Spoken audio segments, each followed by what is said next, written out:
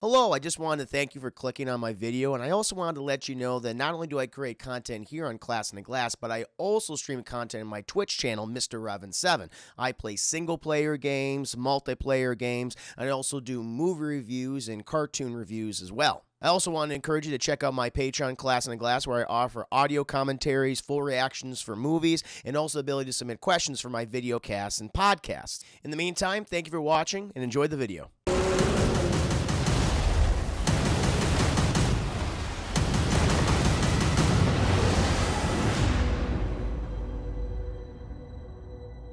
Now, chat, let us get to the movie film review. So I gotta ask you this question, chat. How many of you have seen Alex Proyas's Gods of Egypt, chat? The 2016 fantasy classic? No.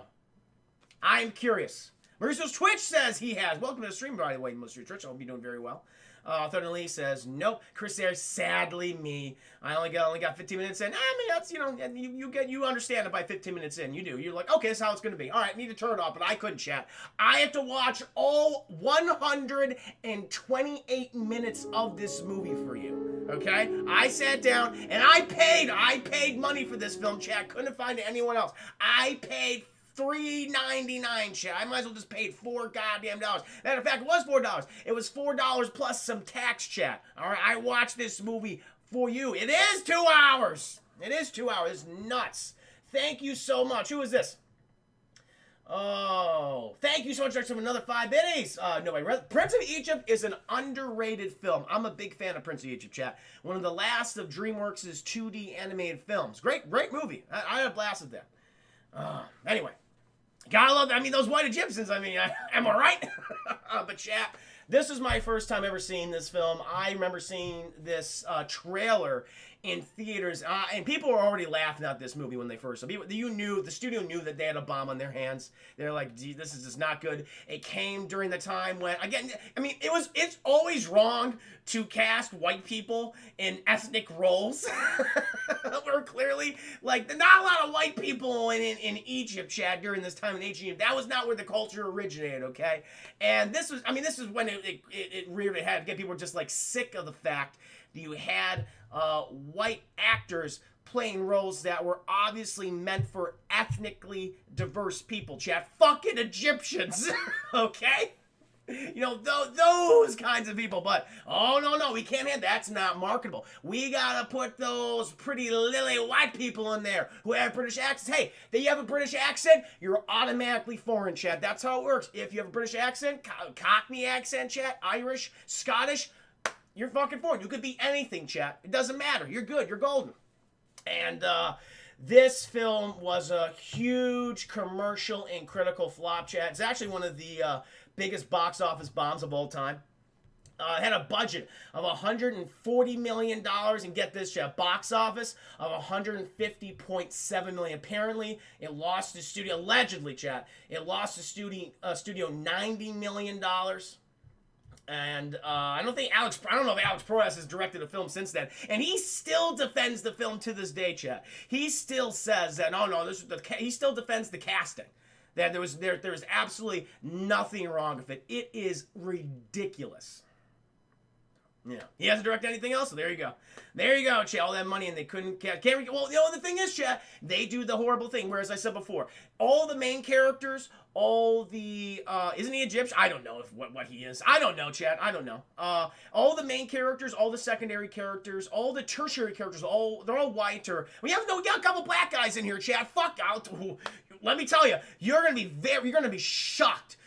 Don't know it, give it away, but there is one particular actor, chat, one black actor, and I'm like, why are you in this?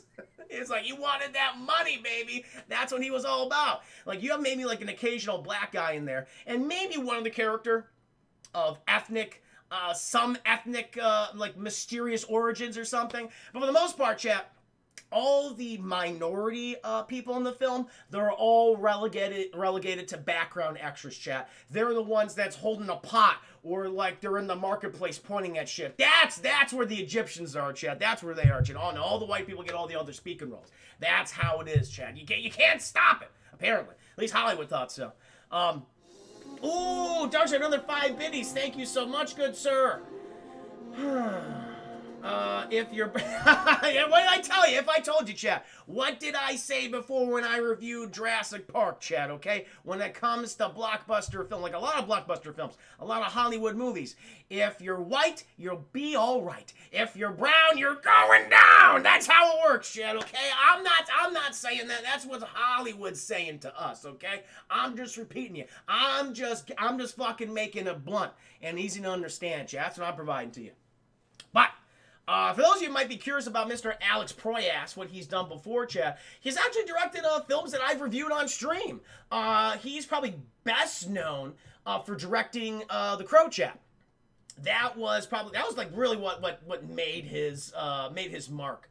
Was The Crow, and then he eventually went on to direct Dark City, which is an underrated sci-fi fantasy film. Chat. A lot of people say that was The Matrix before The Matrix, Dark City, and then he went on to do a couple other movies which are like okay.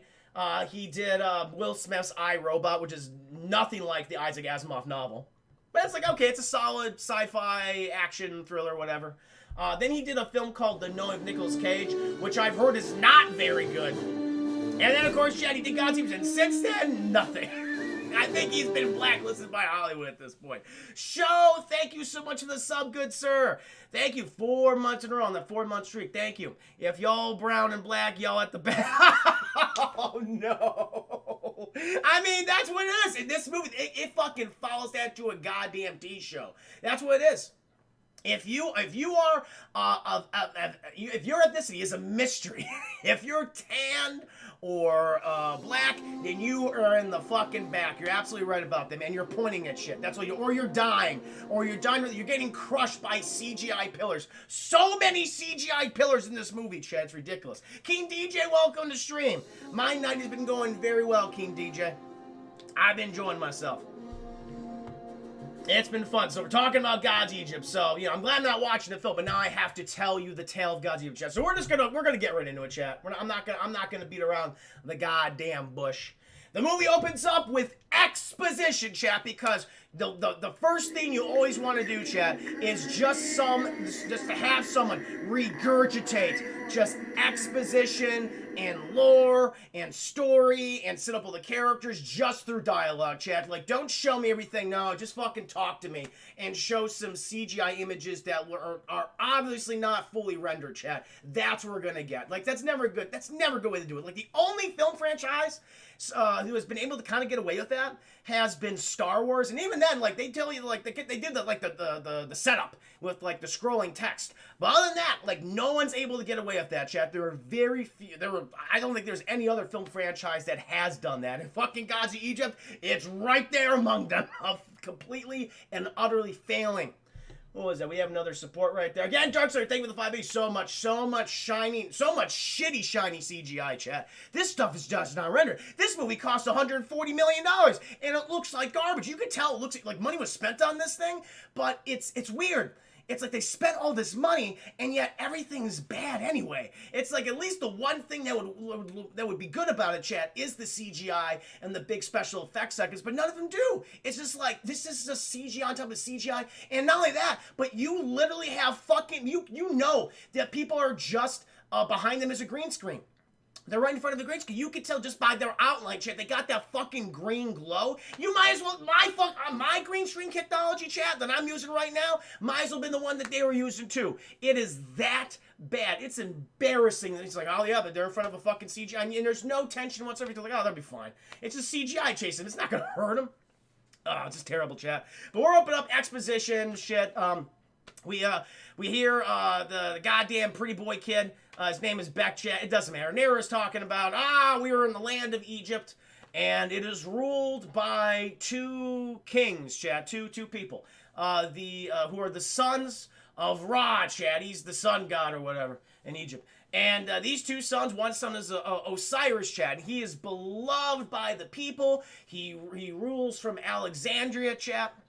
And I mean, everyone just loves him. Everyone's giving him gifts and shit, him and his whole family. They're doing okay. But he's got a brother, Chad. He's got a big bad brother, and his name is Set, Chad. That's Gerald Butler's character, Set. And he rules the deserts of Egypt, Chad. And there's nothing fucking there. To be honest, Chad, I mean, ruling the deserts, Not great. When you look at the deserts in Alexandria, it's like, okay, Osiris got the better deal. There's no doubt about that, chat. But Jesus Christ, you didn't have to go that goddamn extreme.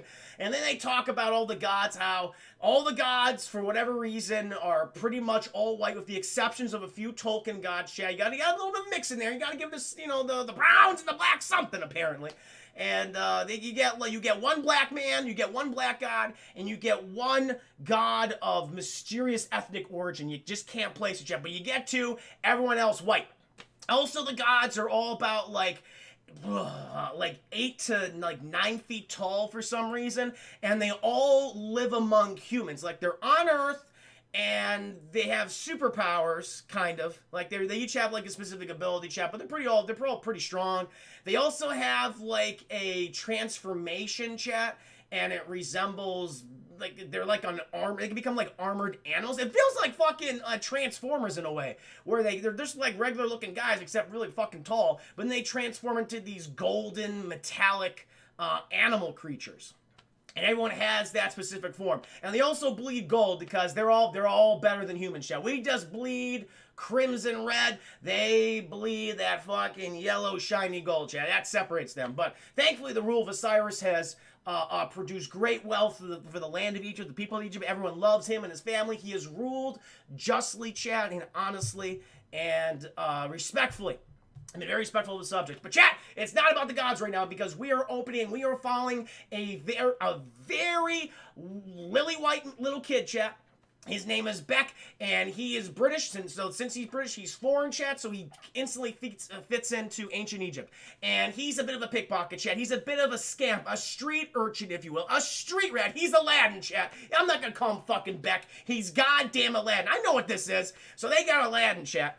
And he's like, he wants to get something for his girlfriend, Jasmine, or whatever the hell her name is. Zendaya. I think her name is Zendaya. I don't know. And so he sees this lovely green dress, chat, and he's like, I'm just going to take this shit. He's a shitty thief, though, because the merchant, he sees this like, what are you doing? He tries to get after him, chat, but he's too rotund. He's a little tubby man. And fucking Aladdin, he just takes off, chat.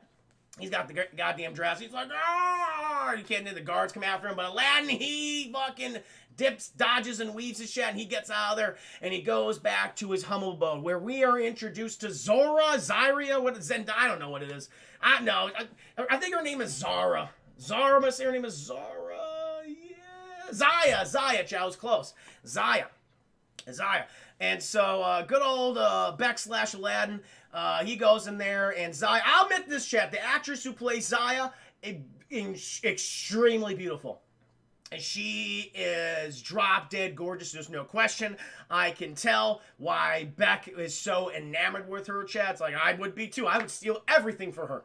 But she's a good person, chat, because she's always, the thing is, no, she's not a good person, because she says, Beck, did you steal things again? He goes, maybe. She's like, hold out your hands. He holds his hands, chat, except he has nothing in his hands, because he has all these fucking golden rings and shit. She goes, come on, don't do that. But she fucking takes the shit anyway. She's an enabler, chat. She's the kind of person that, she'll talk the talk, but she can't walk the walk. And so she's changing right now, and Beck's like, he's just watching, chat. She's like, I just don't know about this dress that I'm wearing. It's not going to be very good, very presentable for Horus's confirmation, chat. Horus, he's the fucking son of Osiris. We'll talk about him in a bit. And he goes, what about... He does something shitty, because he takes the dress that she had, and she's like, give that back! And she's just coming after him. She's all naked. It's like, ooh, sexy. Except it's not, chat. They cover everything up. And he goes, okay, here's your dress back. But it's not the dress that she was talking about. Witness! Witness me! Edgy Berserker, thank you so much for the raid, good sir. Hope you guys do well. My name is Mr. Revan7, also go by Chris. I'm a variety streamer, currently reviewing Gods of Egypt, doing a scene by scene breakdown, reviewing Spider-Man a bit. Also gonna be playing some God of War, chat. A much better God game, in my opinion. No, Dad of War, excuse me, Dad of War. But hope you're doing well, Edgy Berserker. Good to see you. How was your stream, good sir? Anakin won't have Egypt, yes. Yeah, it'll be a good time. Thank you again, Dark Side of the 5 Biddies. You playing Ghost of Tsushima on Friday? I am, Jake Bob. I am. Tune in 7:30 p.m. Central Standard Time. Friday, I'll be playing Ghost of Tsushima. But chat, Beck gives the dress to Zai, and she's like, "This is beautiful." She puts it on, chat, and she's like, "Jesus Christ, you can tell me he fucking lucked out, chat. This street rat. I mean, this girl, she has it all, chat. She's got the personality, she has intelligence, and she's." I mean, come on, she's looking good. And they start smooching, chat, and they have a hot, sweaty sex under the Egyptian sun. Meanwhile, we cut to the bedchambers, chat, of Horus, or as I'm going to call him for the rest of the review, chat, Jamie Lannister. I don't know what is the Nicola Coster-Waldau. I don't know his name. It's Jamie Lannister, chat. He's the god Horus, god of the air. And man, he had a fucking bender, chat, last night. He was doing coke off a hooker's asses, chat. He was drinking as much as he could, just shotgun and fucking wine all night. He was having a blast. He is awakened by his servants, chat. And they're like, Jamie Lannister, you gotta get your ass in the bath. You reek of sex. He's like, I know. It's my favorite scent. And he's stumbling around and chat all around his bed chambers. I mean, he doesn't care. He's got men, women. He had a fucking party last night, chat. He was having as much sex as he can possibly have. He was drained, chat. He was drained. And he needs water at this point. And he just fucking falls into that bath, chat, and he just start rubbing his white, sweaty body, chat. And eventually, fucking Elektra from Daredevil, chat, she shows up. I don't know what her name is. She's the goddess of love. I don't know her name. I don't know. Urshu. I don't know what her name. It's fucking Elektra, and she's the goddess of love, chat. And her and Jamie Lannister, they've been in a romantic relationship for some time. Loading young. It's Elektra. I know who it is.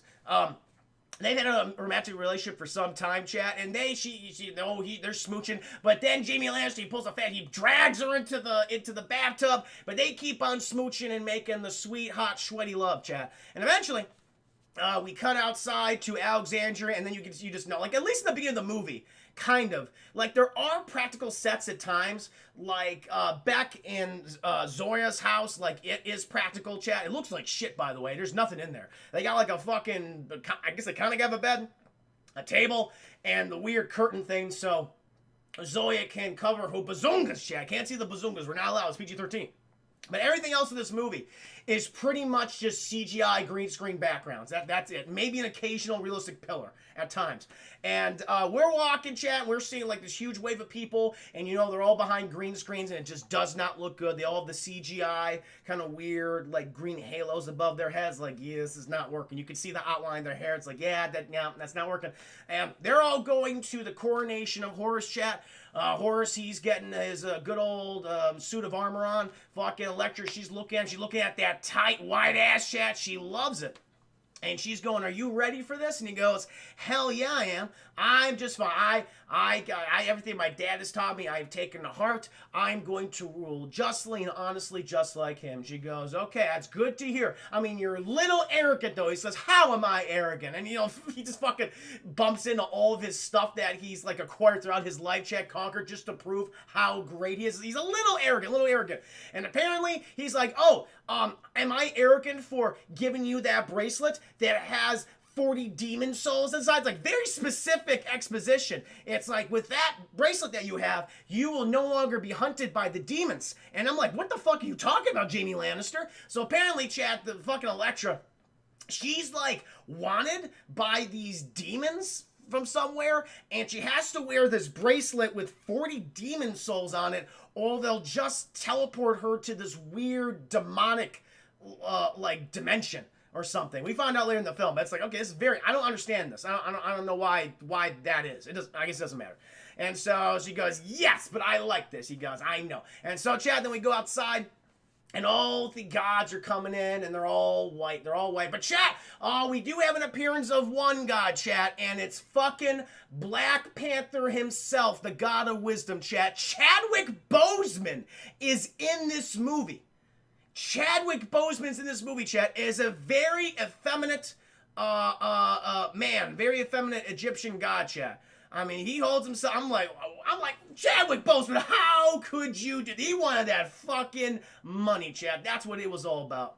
with a terrible British accent. It's like this very foppish British accent. Like he over enunciates everything. Yeah, it's like, I'll tell you this, Chet. Like, Jack Boseman is a very good actor. He's a great actor, but he is bad in this movie. He's a bad actor in this film.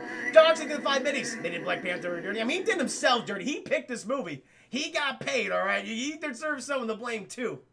Oh, my God. Hey, Nate, welcome to the stream. And they're all presenting gifts to the Osiris and Horus and everybody, and everyone's having a good time, chat.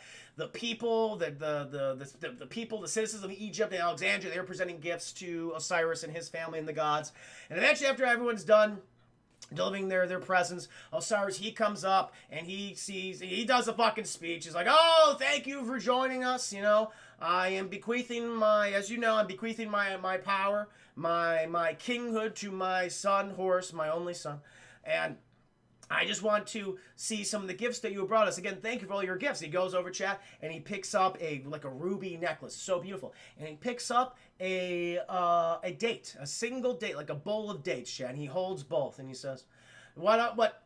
My rule. I've always tried to institute this among the people, that no matter from what walk of life you come from, if you do good deeds, if you have good in your heart, and you are honest, earnest, and respectful of your fellow man and woman, then you shall all get into the afterlife. No matter whether your gift be the most beautiful of ruby necklaces or the most succulent and small of dates. Everything is equal in my eyes and in my family's eyes." Like, fucking good guy, Osiris, chat. Look at that guy.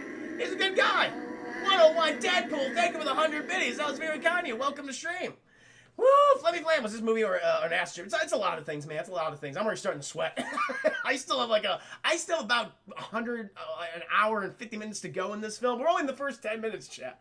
And so he's going on about how he's like, hey, thank you for coming and everything. Let's crown my son.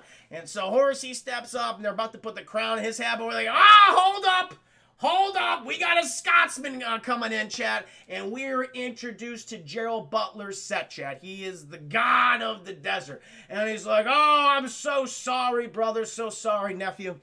The desert, it takes me so long to cross, and everyone's like a little peeved, but I mean, this is what Set does, kind of, and they're like, nonsense, brother, please come to us.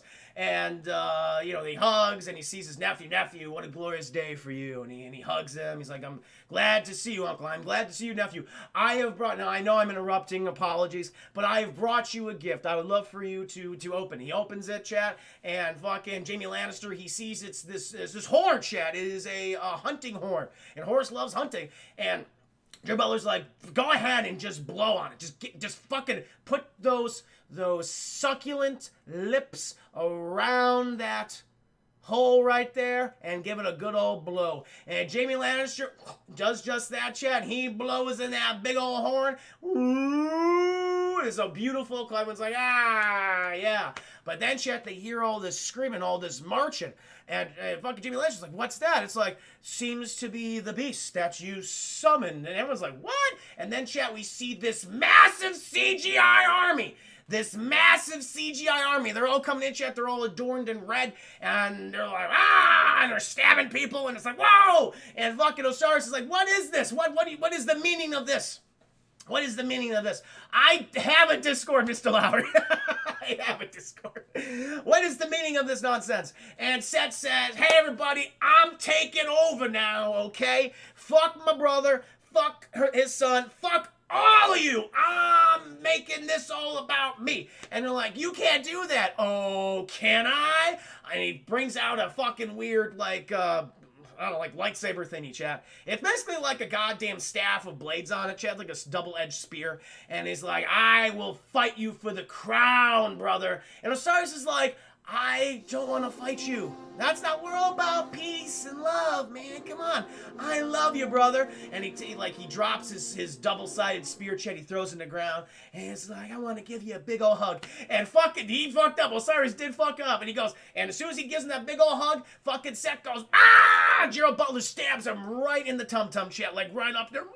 And he's always bleeding all the gold and shit.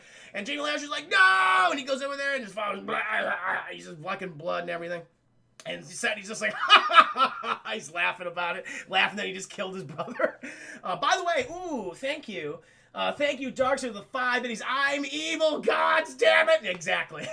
Exactly. It's plural now. It's plural. Go blooded. Yeah, very much. Osiris brought himself. He fucking blew it. He should have known. He should have known. So he's bleeding out.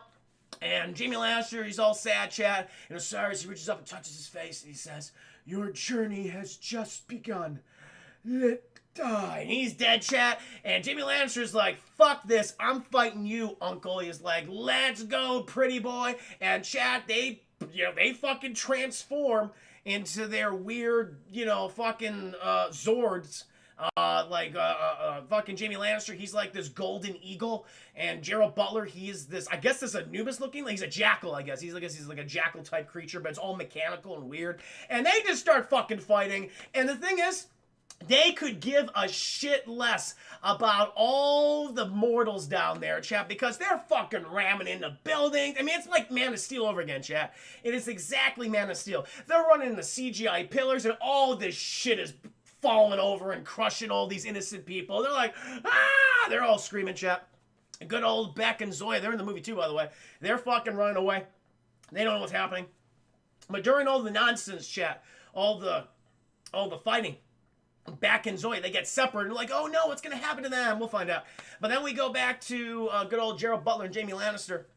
And the thing is, like, Jamie Lannister looks like he has an advantage. He's able to fly and shit, but that set, he's crafty, chat. And he eventually just wears Jamie Lannister down, uses his rage, chat, rage and resentment against him, and to the point where he definitely defeats him, has him by the fucking throat, chat, knife to the throat. But he's not gonna kill him. No. Gerald Butler, he is a typical monologue and villain, chat. And why would he kill his most dangerous enemy and threat, chat? No, the motherfucker gotta lose in the end. So his decision, chat, is to gouge the eyes of Jamie Lannister. Just to gouge those little suckers out and pull them out, chat. And they're like these glowing little fucking pool balls. Like pool balls, chat. He's like, these are mine. And I say, told you, everyone's like running away. He basically says, all right, motherfuckers, so forget my brother Osiris is like the jade and the golden ruby necklace is the same thing. No, fuck that bullshit. You have to buy your way into the afterlife. Now, fucking a bowl of dates isn't gonna cut it. I want rubies, golds, and diamonds, bitch. That's what I want. Everyone's like, no. And eventually, Set, he starts conquering a bunch of shit. He kills some of the other gods. Other goes into exile, chat. Cyrus, he's dead. Jamie Lannister's mom, she kills herself. Jamie Lannister, he has resigned himself to exile. He's living in the tomb of his parents, which is weird. But eventually, chat, it's a year later, and things have not gone well under Gerald Butler's rule, chat. Most of the population of Alexandria are slaves, and you have like this upper class system. Basically, they institute a class system at this point. And if you're rich, you're doing okay as long as you're serving Set. Okay, if you're undermined, he'll take that wealth away. And you'll become a goddamn slave. And like Beck, he's like a stonemason at this point. He's moving fucking blocks of stone around, building monuments and sets on her. They're building this like huge fucking obelisk up into the sky, chat. It's like ridiculously huge. I mean, fucking Gerald Butler's trying to make up for something, am I right? And it's to honor his dad, Jeffrey Rush, chat. We'll see in a bit.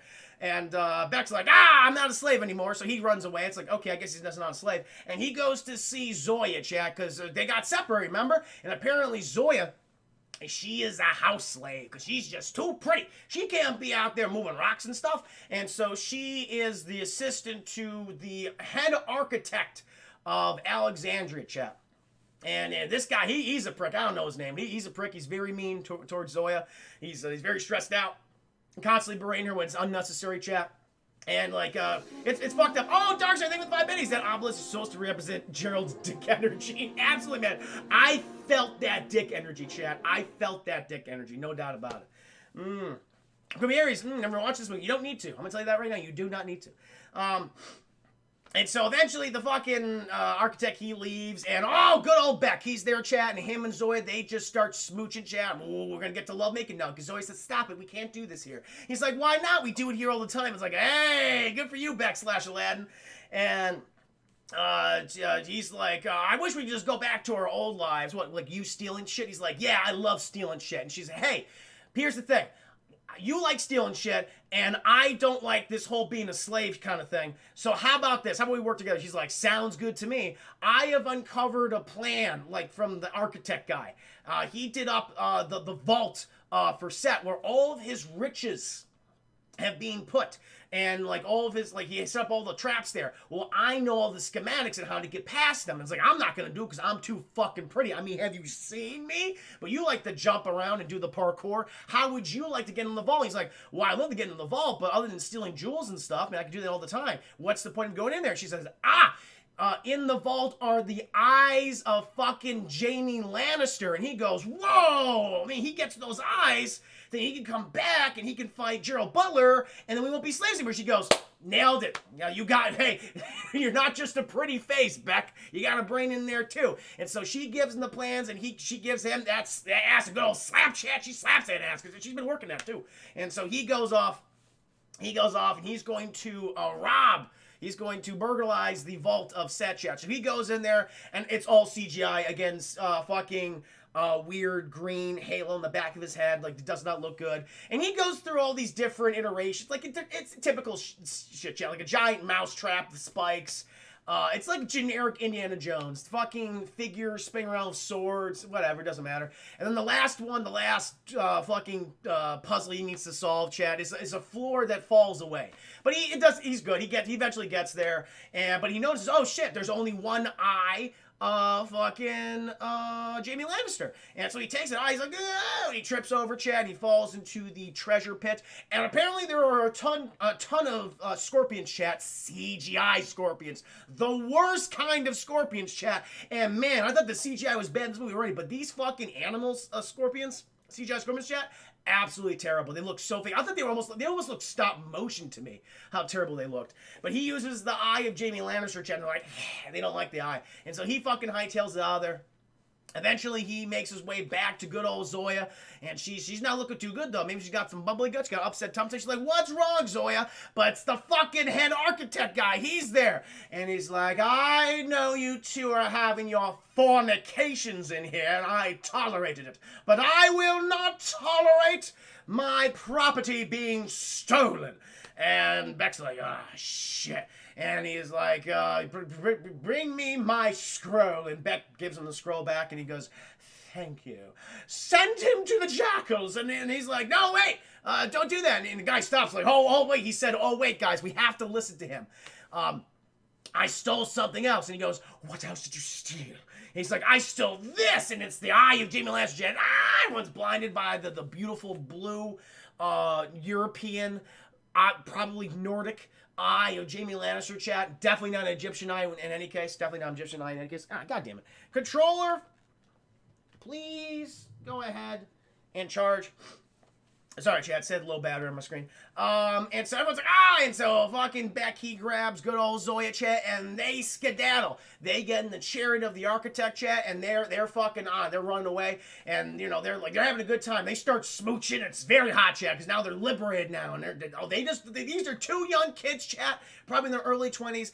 The only thing on their mind is the sex. Okay, that's all they want to do. And so you're fucking smooching, chat, but then all of a sudden a fucking arrow comes out of nowhere, and it hits the heart, chat, of Zoya. Right there, right through the bazunga. And I guess right here, right through the bazunga. And she's like, oh! And he's like, no! And then we cut back to who shot that arrow, chat. It was the architect guy. He did it.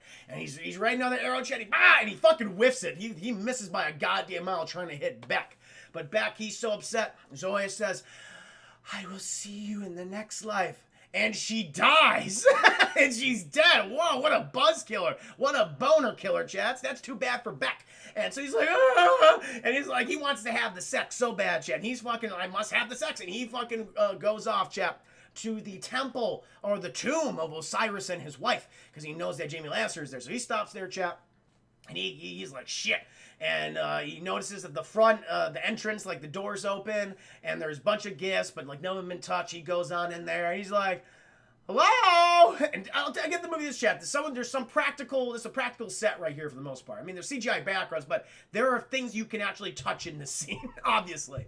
And he's calling out, and you hear good old Jamie Lannister is like, fuck off, unless you have wine. If you have wine, then give it to me. But after you give it to me, fuck off. And you're like, goddamn Becky's saying, I need your help. And man, you do not want to ask Jamie Lannister for help, chat, because he fucking sets himself up. He doesn't know where the fucking sound's coming from. He's like, what? Who said that? Who? The guy's like, I did. He's like, you. Listen, I need your help. He's like, you dare a mere mortal ask the help of a god? Who the fuck do you think you are? And Beck, he says something sarcastic. I see a very Nordic European man who is absolutely shit-faced. And that just sets fucking Jamie Lannister off. He's like, I'm Egyptian. I'm just light-skinned. And he starts trying to stab Beck. He's just going for him. Now, Beck, he's got some skills. He's not only good at the parkour, chat, he's also a talented acrobat and fighter. And he's dodging all these attacks of Jamie Lannister, chat. He's doing A-okay, in my opinion. Till eventually, I mean, Jamie Lannister does get him, though. He does grab him, and it takes a while, though. And Jamie Lannister, he's fucking stumbling, chat. He's got 2 left goddamn feet. Without his eyes, he is shit. Thank you, Direction, for the 5 minutes. How dare you ask for help? It's pretty much. Don't do it, chat. Don't do it. And so eventually, right before he's about to just crush the Beck's head, he says, I have one of your eyes. He's like, fuck, you do? He's like, yeah. And but I need your help. And then he goes outside, and he brings Zoya in. He's like, you gotta bring her back. And fucking Beck's like, I don't know how to do that. I don't know how to bring her back. He's like, but you have to. You're a god. Like, there's limitations with gods. You know, it's like, as a god, listen, we live longer than you, yes, but we do eventually pass on. It takes a long time. But the one thing that we can't do, remember this, chat, remember what I'm going to tell you right now. The one thing a god cannot do is bring someone back from death, okay? A god cannot bring someone back from death. Remember that. And so he's like, I don't know what I can do for you. Can I have my eye, please? He's like, okay. And he's like, no, you gotta help. I'm like, fine, I'll help you, but please give me my eye. And he's like, okay. And he gives me this, like, puts that little sucker in there. He's like, woo, that feels good. And he's like, all right, stand back. He does like a little incantation. He just starts saying, please put the breath of life into this hot woman. And nothing works.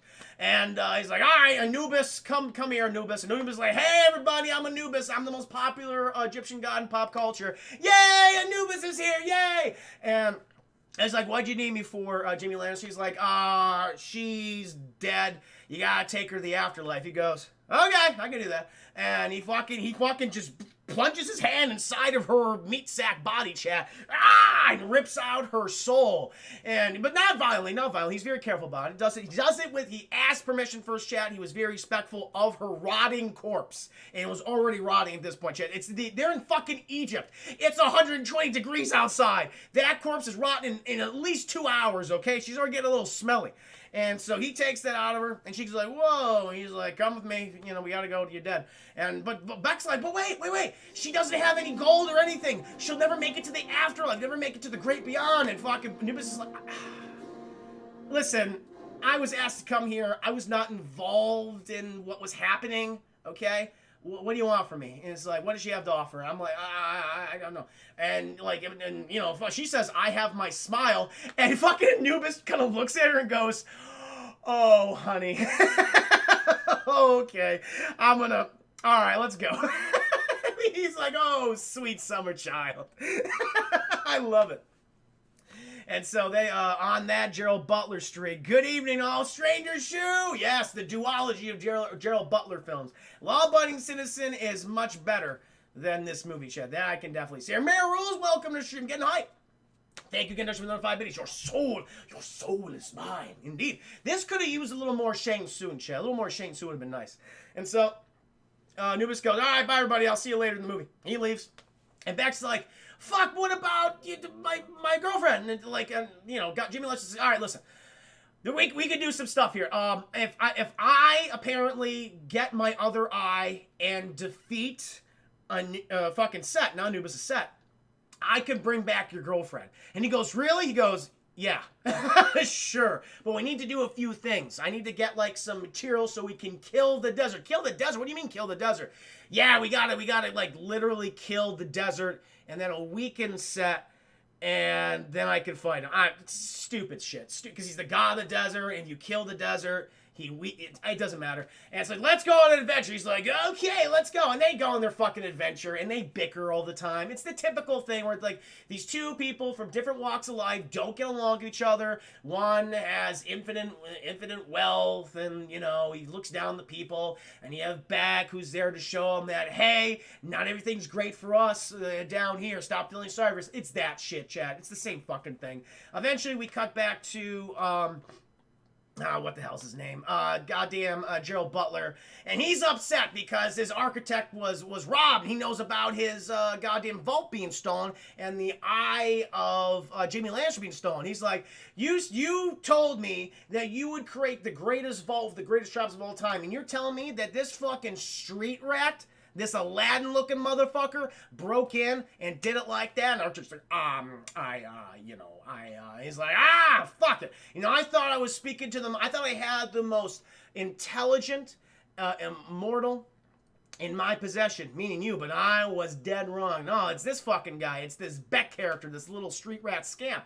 And he sends his giant goat man army, or like, I don't know, they're like giant goat people. He says, all right, guys, go ahead and find Jimmy Lannister and the kid and bring them back to me. Give me back my fucking eye. I need that. He's like a Pokemon trainer. He's collecting all these different god parts so he can make himself like the ultimate, like, fucking god. Like, think of Mewtwo, chat. Like, Mewtwo is an amalgamation of all these different Pokemon and fucking Mew. And he's like the Mewtwo of this movie. That's what he's doing. And so the fucking goat people, they go after Gerald Butler and Beck, and they're arguing about some shit. Like, Beck, like, I'm not your goddamn servant. And he's like, yeah, whatever. And he's going to fill, like, his water tankard or something. And but oh no, the goat men show up. The goat and pig men show up, and Beck's like, help me, Jamie Lannister. Jamie Lannister comes in there, and he starts beating the shit out of the pig men, chat. But he's not as skilled as he used to be, chat. He's a little sloppy, but he's still getting there. He's getting nicked and kind of fucked up a little bit, but he's doing better. And eventually, fucking the main pigman, chat. He has fucking Beck over a waterfall, and he's like, if you keep killing all of us, I'll fucking drop him. He's like, go ahead, fucking drop him. Beck's like, fuck you, man. And the guy drops him. And then fucking Jamie Lannister comes down and gives him a good old stab, but then the pig man punches him in the face and he runs away, chat. And also Jamie Lannister gets like knocked down. He falls down, like he looks over and he sees Beck, like he didn't drop down the waterfall, chat. He was just on a little precipice. There was another rock down there. He's like, did you know this rock was here? And Jamie Lannister's like, yeah, I definitely knew that rock was here. He didn't know, chat. He wanted to kill him. He wanted to kill good old Beck. But then the pig man comes back and he fucking hits Jimmy Lannister back in the head, and that's when he falls down the waterfall, chat. And Beck, he grabs onto the ivory, the pure ivory white body of Jamie Lannister, chat. And he's like, you have to wake up, you have to save us. And eventually he does wake up, he wakes up and he uses his fucking spear to get to stop themselves from getting crushed by the rocks. He can die too, even though he's a god. And eventually he's like, shit, I gotta ask my dad. My granddad. I gotta ask my grandpa for some help because this is just a bad situation. And so they go up a fucking mountain and chat. And this is this next part of the movie. And he's like, well, I can't have my fucking Zordon suit anymore. My fucking Zord suit. So I need to pray to my grandfather to allow me him for me to get my powers back, and we can fly up to meet him in heaven. And Beck's like, what the fuck are you talking about? He's like, I don't know, man. I'm getting studio notes like every other day. I'm literally just reading exposition to you. And so fucking Raw imbues Jamie Lannister with the Zord powers, and he takes Beck and they fly up to like the fucking space. They're in space now, chat. They're in space. And there's a boat in space. It's a giant fucking rowboat. And they go on the giant rowboat, chat, and, Jamie Lannister's like, be sure to stay in my shadow because the literal power of the sun will burn you alive. And he goes, oh, fuck. And then, chat, who do we see? We see Jeffrey Rush, chat. And this is just embarrassing. Jeffrey Rush does not give a shit. He did all those Pirates films. He's like, hell yeah, I'll take those goddamn checks. And yes, I will play an Egyptian god. No question, chat. They got him all doled out in white. He looks like a shitty version of Gandalf the White, chat. They got him in his fucking ridiculous braid going down his hair. Like, it's wrapped around him and everything. And he's like, oh, grandson, so good to see you. And everybody fucking, Jimmy Lannister's like, I need your help. I need you to help me defeat Set. He's like, why should I be involved? Because he killed your son, you dick. And he's like, listen, what you people do down there is your business. Yes, I don't like how set rules. I do not, okay? But you have to follow your destiny. It's all about your destiny, okay? And I gotta take care of something. We gotta take care of. He's like, I gotta kill the giant space worm. Space worm? What? And so he waddles up there, chat, and a literal giant space worm is about to eat the Earth, which, by the way, is flat. The Earth in this world, chat, is flat. It's like a fucking map. And this fucking space worm wants to chow down on this shit. And fucking Jerry Ross says, no, you don't, motherfucker. And he has this giant spear chain. He has like a spear. It's like a spear laser gun. And he's firing off the spear laser gun. He shoots this thing. And it goes off back into space. He's like, yeah, you'll never eat my creation. And Jamie Lannister goes, well, that was weird. Hey, can I have the magic water that your ship is on even though we're in space? And Jeffrey Rush goes, sure, you can have the magic water that even though there shouldn't be any water in here because we're in space. Go ahead and take it. It's like, what is happening? What is happening? TJ's like, thank you for my base. Goddamn flat earthers. They'll think of all shoots. Like, see, there it is. Fucking God's Egypt. Got it right, chat. Got it right. Oh, my God. And so he gets this magic golden water in space. I don't know. He gets his magical water in space. He plugs that up. He gets back. He's like, okay, we got to go back down now. And he's like, okay. And he says, bye, Grandpa. He's like, bye. I'll see you at the end of the movie when you need me most. It's like, cool. And so they go down there, chat, but he loses powers, though. He loses powers because he only had him for a minimum amount of time because, he doesn't have his eye. He doesn't have his other eye. And he needs it. And, fucking Beck's like, where we gotta go to now? It's like, we gotta go out to the middle of the desert, to the kingdom of Set, and we have to drop it in his weird fucking Rubik's Cube pyramid, and then we can weaken him. We kill the desert, and we weaken him, we can go ahead and kill him. And Beck goes, that's a lot of stuff going on. He goes, yeah, it is. Well, let's go! And so they go off, chap. They make a little fucking pit stop. At the summer palace. It's summer all the time in Egypt. What do you mean summer palace? It's always hot. But they're at the other palace of Osiris, the fucking Jaime Lannister's dad. And he's doing a fucking like, I remember my parents when they were alive. Those were good goddamn times. And Beck's like, yeah, having parents must have been cool. And they bond more. Eventually we cut back to Gerald Butler, and the pig man reports in that says, sorry, boss, I fucked up. He's like, Gerald Butler's like, hey, man, don't worry about you. The fact that you reported to me, and now we know what they're doing, that they're doing all that shit, they're going after his other eye. That's cool, man. It's cool. Hey, might as well, you know what? You should pat yourself up. You're bleeding a lot. He's like, oh, thank you, sir. And Gerald Butler just fucking grabs a sword and cuts his goddamn head off. He really just placates you, chat, puts you at ease, and then he just pulls a dick move, cuts your goddamn head off, chat. And then he has these two serpent girls. These snake... Oh, by the way, fucking Elektra is fucking him now, too. She's his wife? Concubine? Mistress? I don't know what you want to words, but she's been fucking him, too. And she says, I'm completely over Jaime Lannister, even though she is obviously not, chat. She wants that Jaime Lannister D, and she's not satisfied with Gerald Butler. Not obviously, chat, because we know he's trying to make up for it with his giant obelisk all the way up into the sky. He's not rocking much down there, and so she's not over it. But the two serpent girls, they're like, let's. Thank you, Dark Side of the 5 Minis. The other little serpent girls. I'll tell you why they're serpent girls in a second. Not only because they have snake tons, but for what's going to happen now. And there's like, you should have sent us after him first.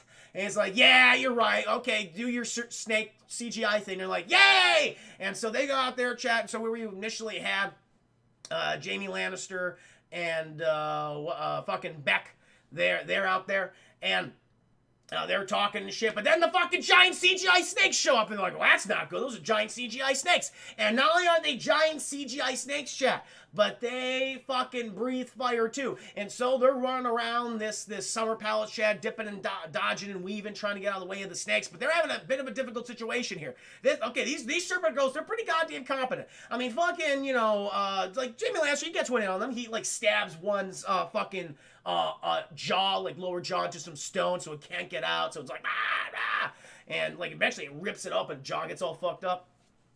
He does get the white serpent girl though, Chad. He does bamboozle her, and so she doesn't know that apparently in the back of the palace is a fucking precipice, like just a goddamn drop, Chad, just a drop. And he fucking like it's kind of cool. He takes one of his blades, Chad, and he like stabs her like through the chest, and so she's like stuck to her snake, and so she can't do anything. And he's like bon voyage, and she just fucking goes over the cliff, Chad, and she dies. She's dead. Then you still got the other snake girl. And I'm like, what are we gonna do? And then fucking Elektra shows up, chat, because she betrayed Gerald Butler, even though she, like, this is what happens, chat, with fucking Elektra. She has a conversation with Gerald Butler saying, I don't care about Jaime Lannister. I love you. I'm going to help you. And he's like, cool. Next scene. She's out in the middle of the desert, like away from, like, fucking Gerald Butler's conquering some shit. He's getting back at his ex-wife. He's fucking collecting god parts, and his one wife has wings. He's like, I want them wings. She's like, I'm not giving you those wings. He's like, fuck, you are. And he rips her wings off, Chad, and he puts them on his back. There you go. And so he's conquering shit.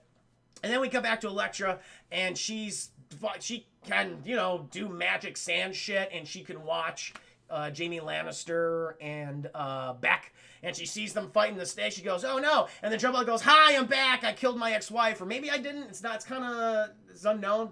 I'm not really sure how life and death applies to these people. Like, it looks like you killed them, but then they're back. It doesn't make any sense. And he's like, oh, you betrayed me. He's like, yeah, sorry, I betrayed you. I lied. And he goes, no, I knew you lied. He's like, okay, that's cool. And he's like, well, I'm going to kill you. And he tries to stab her, chat, but then she does like a weird thing. She takes off her bracelet, and then all these fucking demons come out of nowhere. Remember the demons, chat? And they just grab her, and they suck her into another dimension. And then Gerald Butler, overacting his ass off, goes, no! And he's very mad about that. He did not like those demons taking his ex-wife, chat. He was just about to kill. Darcy, I think with another 5 minutes. They're my wings. They're my wings now.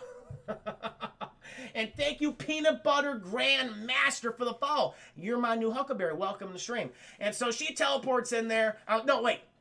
So all these weird CGI demons are like grabbing and groping her and shit. And then she puts on the bracelet again. And then she is thrust out of the demon dimension. And she goes, whew, I didn't like that. It's like, yeah, no shit. That was weird. And then, Chad, she teleports herself to the battleground with the giant snakes. And she's like, I got this, boys. And she walks out. She's strutting her stuff. She's strutting. She knows what she's working, chat, okay? And she sees this one serpent, and it's like, ah! And she goes, oh, you poor thing. And we get to see her powers being showcased, chat. Apparently, if she looks at you, and if you do not love someone with all your heart, she can manipulate you. She can put you in a trance. And so she manipulates this snake. She takes, oh, no, this is what she does. She takes out this fucking thing from its mouth, the spear that was stuck in there. She takes it out. Snake's like, that was very kind. And she looks like, oh, you're so beautiful. You're so sweet. I love you. Do you love me? And the snake goes, I do love you. And the serpent girl's like, what's happening? What's happening right there? And she goes, you know what? You're so cold right now. I'm sorry you're so cold. You should warm yourself up. Warm yourself up. And he's like, okay. And the snake sets itself on fire, chat. It burns itself alive. It literally burns itself alive. And the serpent goes like, ah! Because she's on fire too. And she's screaming. And fucking Jaime Lannister and Beck are like, whoa. That was kind of fucked up. Cool, but fucked up. Oh, Crispy Computer Fish, welcome to the stream. Hope you're doing very well. I'm in the middle of reviewing The Gods of Egypt. Terrible film. And so they're like, yay, fucking Elektra's here. But Jaime Lannister and Elektra, they're not in good terms, chat, because he's mad that she's been smooching Gerald Butler. So he wants no part of her, but she says, I gotta help you on your journey because you guys almost died. And he goes, fine. And Beck's like, you're pretty. And she goes, I know. And so they go off, chat, and they need help. They need some help because they learn, apparently, in the pyramid of Set, which looks like a giant Rubik's Cube. It has a sphinx in it, chat. And sphinxes, they love riddles. And apparently, anytime anyone's gone to this pyramid, looking for the power or the treasures of Set, they fuck up the riddle and they die. And so we now need the smartest man in the world, Chad, in all of Egypt. And that, Chad, is Chadwick Boseman. And so they got to go to Chadwick Boseman's house, Chad. He lives in a tree. He lives like a fucking Keebler elf, Chad. Always eating them cookies. Stop eating the cookies, Chadwick. Share them. And so they go in there, Chad, and they see it's very weird. They see fucking Chadwick Boseman, but then they see another Chadwick Boseman and another one. Oh my God, Chad, it's beautiful. But the thing is, he has replicated himself, Chad. He's replicating himself because he's going out in the world to get as much knowledge as possible. He's obsessed with knowledge. And, like, they're all talking to each other and shit. And I guess they get to the real Chadwick Boseman. He says, I've only recorded 47% of all knowledge in the world. I'm not even halfway through. And Jamie Lannister's like, I don't care. You need to help us so we can get past the Sphinx and then defeat Set. And Chadwick Boseman goes, the fuck I will, okay? He's fucking crazy. He's been looking for me since the beginning of this. He wants my big old brain. I'm not giving him my big old brain. And Jimmy Lannister's like, I have enough of your shit. I'm gonna stab you. He's like, ah! And he gets a knife. He's poking it right at good old Chadwick Boseman's tum-tum. Chadwick Boseman doesn't like that. And all the other Chadwick Bosemans, they pull out their own stories. Like, don't hurt our man. Don't do that. But Beck, he calms everyone down. He's like, guys, let's relax. And like, listen. If Chadwick Boseman doesn't want to help us, that's fine. He's probably not smart enough to solve the riddle anyway. And Chadwick Boseman goes, what the fuck did this little shit say to me? What the fuck did you just say, motherfucker? What did you say? And he's like, I'm just saying you probably couldn't solve it. You know, it's okay. You know, you only have 40% of the knowledge in the world. He goes, all right, fuck you. I'm coming with you. I'm going to solve this goddamn riddle talking shit to me. Dark to think of the 5 beasts. Chadwick Boseman is Hermaeus Moore. Oh, that's his character's name? Hermaeus Moore. Nah, he's Chadwick Boseman. He's just Chadwick Boseman now in the movie. He's the god. No, he is literally the Egyptian god, Chadwick Boseman. I think that's a real god. And so he joins them, Chad, and they're walking the desert. Everyone's bonding and shit. And Jamie Lannister, he's bonding with fucking Elektra. There's some chemistry being reignited between them. Chadwick Boseman and fucking Beck, they're talking back and forth. They got a nice little relationship. Chad's like, okay, this is a solid. I'll say this, Chad. One buzz thing about this movie, I mean, aside from just the complete whitewashing of these characters and things. It's like, it's not necessary. Like, these 4 at least have good chemistry. I'll give them that. And so they're walking out, and they get to the pyramid of Set or something. And they're like, oh, we gotta get in. But it's a goddamn Rubik's Cube, Chad. It's a CGI Rubik's Cube where all the stones keep shifting, like, really fast. And they're like, fuck, we gotta solve this. How do we solve this? And Beck goes, parkour! And he fucking runs in there, Chad, and he starts parkouring his little lily white ass off, Chad. He's jumping, ducking, and diving. He goes up all that CGI, and he eventually hits I think a button or something. You know, he hits a switch. He pulls a lever, Chad. Wrong lever! He pulls that fucking lever, and all the CGI stops, and it becomes practical effects. And it stops, and the gods are like, whoa, that was awesome. So did you know how to get in there? Like, because you looked at schematics? She's like, no, man. I use the power of parkour. And like, whoa, you're a god yourself, little Becky's like, yeah. And so eventually they're walking, Chad. They're walking, and they find the giant hole of Set. And they're like, oh, we could pour. That's the thing, Chad, because they're gonna pour the fucking space water into the hole, and it's gonna kill the desert. The space water he got from Jeffrey Rush in his fucking flying space boat. It's up there. But before they can do that, Chad, fucking Sphinx. The Sphinx is there. And he shows up, and he's big in CGI and stuff, and he asks a question. He asks a riddle. And, Chad, you're going to ask me, what's the riddle, Chris? I don't fucking remember. I wasn't paying attention. I don't care. But the most important thing about this is, Chad, the Sphinx asks his riddle, and the best part about it is Chad Boseman goes, oh, it's obviously this. And the Sphinx goes, wrong answer! And he fucking bashes Chadwick Boseman out of the way. He says, backhands him, backhands Jamie Lannister. Chadwick Boseman's like, he does not like to be hit, Chad. And he's like, wait a minute. It's this. And he goes, And he tries to smush him. Chad. But we have Beck coming in there for the save. Wait a minute. I know the answer. And he says it, Chad. And the Saint goes, oh, I wanted to smush you guys, but yeah, he got it. And it's like, whoa. Hey, Nate, I know. You know, what's the question? I don't remember. I don't remember the goddamn question. Oh, let me see here. No idea. I don't remember the question. What's black and white and red all over? What, Tiger GD? What? Oh, are you CGI? He was CGI. The Sphinx was CGI. Duma, welcome to the stream. Anyway. And so the kid gets the right answer, and it's like, yay! And the sync goes in, and they like, Beck, man, you are one smart cookie. And so he goes inside the whole chat, and they walk up there, and fucking Jamie Lannister, he's just about to pour in the space juice. But oh no, it's another trap, and they're trapped in like a weird Venus fly metallic thing. And then goes, ah! And then fucking Beck, they don't get trapped in there though. Beck and Chadwick Boseman, they go, whoa! And they fly back. Lord Locke, welcome to the stream. Lord Locke, I'm just gonna put a repost. Lord Locke, how you feeling, buddy? How are things going? How's the GoFundMe going? Guys, if you don't know, there's currently a GoFundMe going on right now for Lord Locke. He is ill with COVID-19. Bit of a difficult financial situation. Also taking care of another person right now. If you're able to donate, please do so. But if you're not able to donate, then please share the GoFundMe page. But good to see you here, Lord Locke. Hopefully I can entertain you for a bit, man. Welcome to the stream. Happy to have you. Can we get some Mr. Revan Yates, Mr. Revan Hypes in there for Lord Locke? I would appreciate that. Yeah, good to see you, buddy. But chat, fucking weird Venus flytrap thing is has captured Jimmy Lannister and Electra. And then who starts walking out there, chat? It's fucking Set.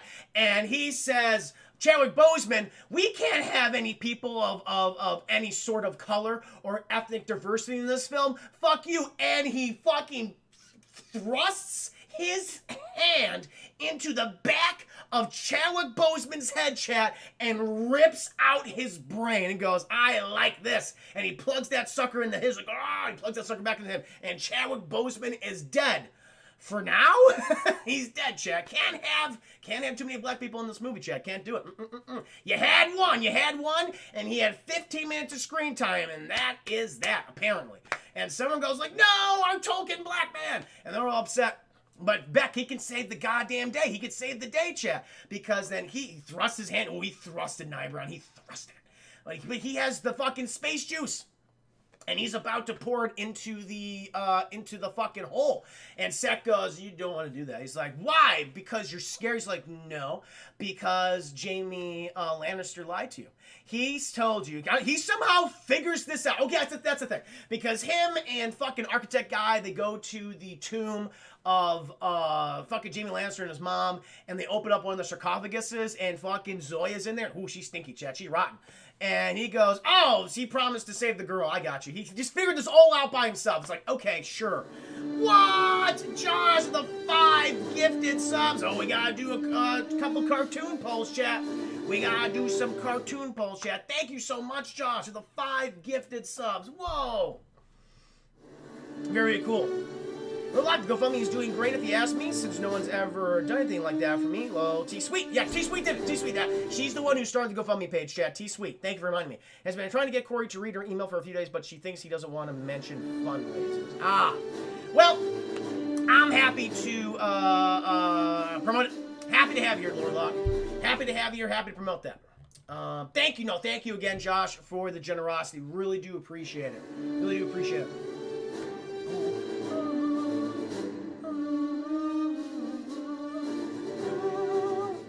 Bathway2, welcome to the stream. A fun fact, Ghazi was shot in Australia because there's a KFC and a Pizza Hut next to the real pyramids. Of course there is. Of course there is. Of course. Oh, look, I appreciate a good sir in the donation. Oh, yeah, happy. Listen, man. Happy to donate. There are people out. Thank you, Darks, another 5 biddies. Thank you. Ooh, what we have right here, chat? Dark Slayer's message. She got a solid list of public domain movies. Should I send them to you? Yeah, send me them to me via email. I'll post my email right here, chat. Sorry, just momentarily pausing the review. Class in a what? Ooh, chat. Steve, the fire buddies, thank you. How much to a new movie poll? You hit it, my friend. You hit it. Over it. Thank you. We'll do a movie poll after the review along with 2 cartoon polls. Yeah, definitely, chat. Thank you so much. Let me go ahead and get my email in there. Classinaglass1. God damn it. 1 @gmail.com. There you go, my friends. There you go. Cool, cool, cool. But now, again, Lord Locke, happy to have you here. Hope everyone's enjoying the stream so far. But yeah, now we're back at Gerald Butler, and he said, yeah, you don't want to do that because fucking Jamie Lannister lied. He's like, what do you mean? He told you that he could bring your beloved back from the dead. We can't do that. Gods can't do that. And he's like, really? Yeah, we can't do that. He's like, oh. And Jamie Lannister's like, listen, just, fucking pour it in there. He's like, did you lie to me? Can you just pour it in there? He's like, you lied to me! And said he takes the opportunity to go, and he fucking knocks Beck away, chat, and he dumps all that space juice, not in the hole, chat, just on some ordinary sand. And he goes, fuck you. And right before all this nonsense is about to get even worse, chat, fucking Elektra. Oh, no, they do escape. Something happens. I think fucking Elektra, she does some magic mumbo jumbo, and Jamie Lannister does some shit. It doesn't matter, chat. Eventually, they get the fuck out of there and they run away. But they're not on good terms at this point because things have gotten rough between Jamie Lannister and Beck. He's upset that he lied, and fucking Elektra, she's hearing all this. She goes, shit, I know what I need to do. Okay. This is what we gotta do. Jamie Lannister, you gotta suck it up, my friend, and you have to defeat Set. That's what you have to find the power within. And he goes, what the hell are you talking about? He's like, let me tell you this. I've always loved you. I've never loved Set. I always knew you would come back. I was just waiting for you the entire time. Yeah, you're waiting for me while sucking his dick? She goes, listen. Listen. We all wait in our own terms, okay? You were drinking wine. I was enjoying myself. That's just how it is. And so she says, Beck, don't worry, your beloved, she will make it over to the afterlife because she will have the greatest treasure in the world. The treasure. And she goes, really? She goes, yes. I'm going to give you, not just, yeah. Well, I know, Chris Harris, I know. I'm going to give you my demon bracelet, and you're going to give this to her, and then she'll be able to cross over. And he goes, well, I mean, I would like her to come back, but I want her to have a happy afterlife, so okay, I can take that. Jamie's like, no, you'll be taken by the molesty demon. She goes, it's a sacrifice worth making. And she takes it off, she goes, he throws it to Beck, and she gets sucked into the demon dimension. We never see her again. She's just gone for the rest of the movie. And it's like, huh. Okay. Jamie's like, no! And he's upset about it for like about a minute, and he goes, okay, Beck, go ahead and use the, go to the afterlife. I don't know how it gets to the afterlife. Oh, yeah, he summons Anubis. That's right. Elektra summons Anubis. Everyone's like, hey, I'm Anubis, everyone. Most popular god in Egyptian, religion, mythology.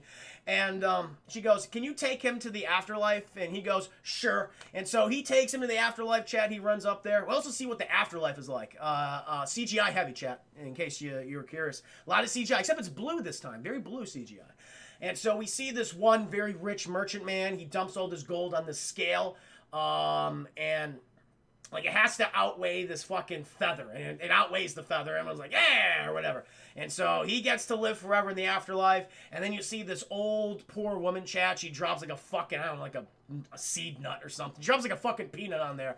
And the feather's just like, that ain't gonna work. And then she dies horrifically. Remember how David F. Sandberg killed his wife in Shazam? When she goes, like that. Same thing happened to this old lady, chat. She just fucking disintegrated. I don't know what the hell happened to her. Not good. But then it's fucking Zoya's turn. But it's okay, chat. Because Beck's there. And he goes, hey, I have a demon bracelet. You could take this and you could go to the afterlife. She goes, really? Wow, thank you. And then, chat, we cut to the fucking space boat where Jeffrey Rush is on. And he's doing space boat things. And then who shows up, chat? Fucking Gerald Butler. He's there. And he goes, okay, Dad, I have a reckoning. And he's like, what do you want, son? What do you want with me? I gotta fight a goddamn space worm. He's like, you never loved me. You always loved Osiris. He's like, listen, Osiris, I set you two on very different paths. Osiris's test was to rule the cities of Egypt and Alexandria, but his true test in his life was to give up his power, was to bequeath it to another person, and he passed that test. That's what he was always supposed to do. And then your test, Gerald Butler, I sent you out into the desert in a miserable existence so you would become resentful, and then you would take my place on my space boat to fight the giant space worm. You get the logic? What logic is that? What kind of logic is that? It's like, what? He goes, that doesn't make any sense. Also, I made you infertile so you can't have babies. He's like, that's why my dick doesn't work. He's like, yeah. So we're on the same page. He goes, the fuck we are. And he stabs Jeffrey Rush. Well, Jeffrey Rush gets, oh, witness. Witness me. Chat attack, Nick Diaz himself. Nick, welcome to stream. Hello, man. My name is Mr. Revan7. I'm a variety. Also, goodbye, Chris. I'm a variety streamer. Currently reviewing Gods of Egypt. It's terrible. It's absolutely terrible. And I'll be getting into some gameplay later, playing Dad of War, which should be a lot of fun. But Nick Diaz, one of the backbones of the DT community chat, he has helped me out so many times. Let's show that man some respect. Please do check out the chat attack when you can, guys. I'd appreciate it. Talk about a whole lot of good topics. Also play some games on there occasionally too. No, good to see you, Nick. Hope you're doing very well today. But chat, fucking like, oh god, the effects on Jeffrey Rush are terrible. He becomes embiggened. He enlarges himself. He's on fire. But Gerald Butler's like, fuck that, and he stabs him because he got all the upgrades from all the other gods he killed. He's got wings. He's got Osiris' other eye. He's got big old Chadwick Boseman's brain inside his head. He's doing pretty good. And so he stabs Jeffrey Rush in the Tum Tum chat, and Jeffrey Rush just floats away. He floats off into space. And Gerald Butler, even though at this point the worm is starting to eat Earth, Gerald Butler goes, I'm just going to kill the worm. I'm just going to kill it. It's like, fucking Jeffrey Rush just said, you can't kill the giant space worm. It's always going to come back every day. The only thing you could do is just fight against it. And Jeffrey Rush says, nah, I'm going to kill it. It's like, fuck, all right, sure. Sure, we're going to do that. Okay. 20. Witness, thank you for the 20 Biddy show. Thank you so much, my friend. And so, chat, fucking the space worm starts eating shit. Oh, that's the thing, because Gerald Butler, he wants to take over, he wants to conquer the afterlife, and doing that, this would, I guess he wants to use the space worm to do that, and the space worm corrupts the afterlife, so there's no afterlife. And Anubis is like, no, it's the only job I have! And he starts fighting the space worm hentai or whatever. Doesn't make any sense. Eventually, Beck, he's transported back to fucking Egypt. Jamie Lannister is there. He's like, listen, fucking Jeffrey Rush is dead. He's up in space somewhere. He got stabbed in the tummy. We have to go back to the city, to Alexandria. We have to fight Gerald Butler. And he's like, all right, let's go back there. So they go back there, chat. They infiltrate the city. And they're like, all right, he's going to be at the top. He's at the top of the giant phallic obelisk, representative of his penis, but lack of erections. And so we gotta go up there. And they captured the architect guy who was like very mean, who killed Zoya at the beginning of the film chat. He's back again. And he's like, all right, take us up to the fucking tippy top. And he goes, okay, and they go up there, chat. And then Jimmy Lester decides, okay, I'm just going to climb the rest of the way for some reason, because I want to get the jump on Gerald Butler. He's like, okay. So he starts climbing, chat. And then, as you know, the fucking architect guy, he betrays them. And they have a big old, like, Beck and him have a big old scrap, chat. They get into a wrestling match. But, you know, destruction starts happening and things, and the thing, like the fucking elevator catches on fire, and the architect's like, I'm not afraid to die. I have riches adorned all across my beautiful, luscious body. And Beck says, oh, by the way, Gerald Butler, he destroyed the afterlife, so when you die, you're gone forever. He's like, what? Yeah, see you later, fuckface. And he fucking, and he kicks up Jen, he goes, and he falls to his death. Fuck that guy. He killed hot Zoya. And so eventually, chat, elevator comes up there. Jamie Lannister gets up there, and there's a big old wrestling match between Jamie Lannister, chat, and Gerald Butler. But again, Gerald Butler, like, he doesn't have the power, chat. He doesn't have the same power that he did before. It's just not as good. And so Becky's trying to help Jamie Lannister, trying to distract good old Gerald Butler. And he does. He managed to do that. He manages to get the eye from Gerald Butler's head, and he tosses it to Jamie Lannister, chat. And Jamie Lannister's like, oh, the eye! But it's falling, chat. But at the same time, fucking Beck, because fucking Gerald Butler, he threw him, and he's falling now. So he has to make a choice. My eyeball, which can give me unlimited power and the powers of flight, so I can easily catch Beck, or Beck, who I guess I could just catch, but I could also catch him when he's falling, because I can fly. I could do that, too. I'm gonna go for Beck! And so he just lets the eye fucking fall, and he grabs the goddamn, he grabs fucking Beck, chat. He grabs Beck. And he's holding on. And Gerald Butler pulls a fucking Darth Maul. Could easily kill them, chat. No question. He could easily kill them. And he's like, I'm going to wait. And he just fucking stabs. He got his granddad. He got his daddy's fucking laser spear. And he shoves it into the obelisk, chat. And it just starts like lava, liquid hot magma, liquid hot lava, slowly coming towards Jaime Lannister and Beck. But eventually he's like, I have to let go, and he lets go, chat. And Jaime Lannister and Beck are falling, and then Jaime Lannister, he just finds the power within, chat, because what's the true power of this movie? It's not a magic eyeball, chat. It's not the brain of Chadwick Boseman or Elektra's weird demon bracelet. No, the true power, chat, as this movie says, is friendship. Friendship is the true power, chat, because his friend was Beck, and he doesn't want him to die, chat, so he gets his full power. He gets his super suit back, chat. Friendship did it. And he saves him, and he flies, and he drops him off. He's like, I saved you, Beck. He's like, yeah, you did. And Jaime Lannister's like, listen, I gotta go ahead and defeat, what's his name? Gerald Butler. I'll be right back. He's like, no problem. And he fucking flies off. But we notice Beck, he has a massive stat. The power of friendship, Nia Brownie. Friendship is magic. Crusader's got it. And he's got a big old fucking wound in his tum-tum chat. Just guts leaking out. His insides are now his outsides at this point. He's like, ugh. But then we cut to Jaime Lannister, and it's what you expect. Friendship overpowers evil. He kicks Gerald Butler's ass, chat, brings the very erect obelisk down, and eventually you see Gerald Butler, he's like trying to, like, he rips out all the god parts, like the wings and the brain and stuff, and he's just regular Gerald Butler, and he's trying to crawl away. He's like, no, and just like Jaime Lannister comes over, he's like, I got you, and he's like, wait, nephew.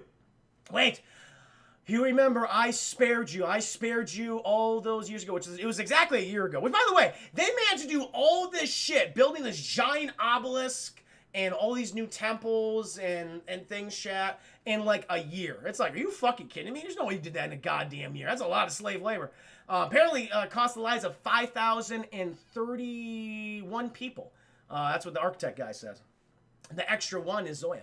And so he's like, I spared your life. And Jaime Lannister goes, yeah, I'm not going to make the same mistake. And he just, and he stabs Gerald Butler in the fucking throat, chat. And Gerald goes, and he fucking explodes into like a golden shower chase. Explodes in a golden shower. And it gets all in Jaime Lannister's face. And it gets in all the open mouths of all the Egyptian people. All the people of Alexandria. All of Gerald Butler's yellow essence in everyone's mouth.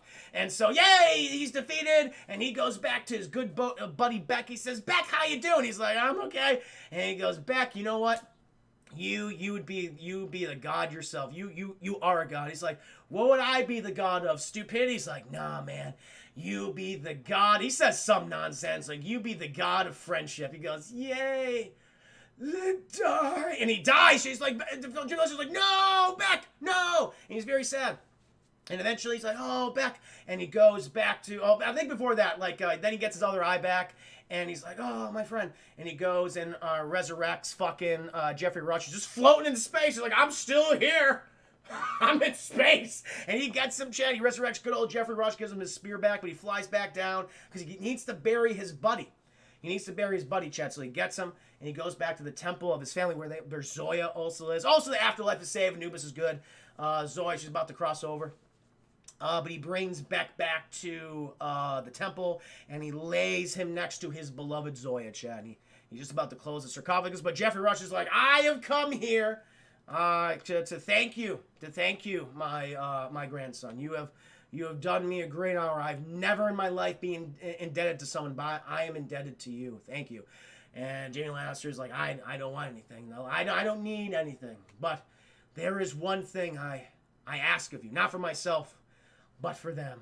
And Jeffrey Rush goes, what'd you need? I was like, could you bring them back to life? And Jeffrey Rush goes, yeah, as you all know, gods can bring people back to life anytime, which is bullshit. You established in the movie that no god can bring these fucking mud people back. And now you're telling me, it's like, oh yeah, I can bring them back all the time. Fuck you, movie, fuck you. And so fucking Jeffrey Rush, he brings them back with fucking space magic, and it was like, ah! And fucking the Beck and Zoya, they're fucking boning. They're having babies. She's from pooping out babies like crazy, Chad. It's ridiculous. Baby. And the Beck and Jaime Lannister, they rule Egypt together. Jaime Lannister's crowned King of Egypt. Yay, everyone's happy. All the gods who died, like Chadwick Boseman is back for some reason. Like, he died, and he's just back. It was like, what? Like, there's no rules. There's no rules here in this movie. Like, I saw Chadwick Boseman. He's back. The Jared Butler's wife who had her wings ripped off. I guess she didn't die. She's back now. All these other people that were supposedly died, they're alive. He's crowned King of Egypt. Chat, what happened to Elektra? What happened to Elektra? And Jamie Lannister goes, I need to go out there and save her. I need to explore the lands beyond our own. And Beck, I need you to defend Egypt. While I do this, he's like, when will you come back? He's like, don't worry. We will see each other again, my friend. And he transforms into his Zord form, chat, and he flies up in the sky to rescue Elektra. In the sequel, the fucking balls on them, the gall. They wanted to do a series, chat. They're like, oh yeah, there's gonna be a new series. They were setting this up for a goddamn sequel. Adorable. And he flies off to save Elektra, chat, and that is Gods of Egypt. Just what a terrible film. The whitewash, obviously the whitewashing, chat, egregious. No question about this. This movie was mocked for and deserves to be. The whitewashing is egregious. There's no question about that. Like you have two people who are not white in the movie. One of them dies. The other one is fucking taken to a molesty demon dimension. That's what happens to your two non-white characters. Okay? The story itself is banal and generic. The dialogue is just it's so exposition heavy that you just don't care about. They're not speaking to each other, chat. They're speaking at each other. They're just regurgitating dialogue and lore, and nothing feels earned. Nothing feels organic in this movie. You could literally feel that they're like, here's a note, you gotta talk about this because we didn't hit this one particular plot point early in the film. We need to make up for it. It's just terrible, chat. Seriously is. I was thinking about, you know what? I give it some old bullshit. But for that stuff that they pulled in, they don't respect their own rules. And that's a big pet peeve of mine. You don't respect your own rules, then get the fuck out of here. Fuck you, Gods of Egypt. This movie deserves a fuck you, chat. That's what it deserves. My honest opinion.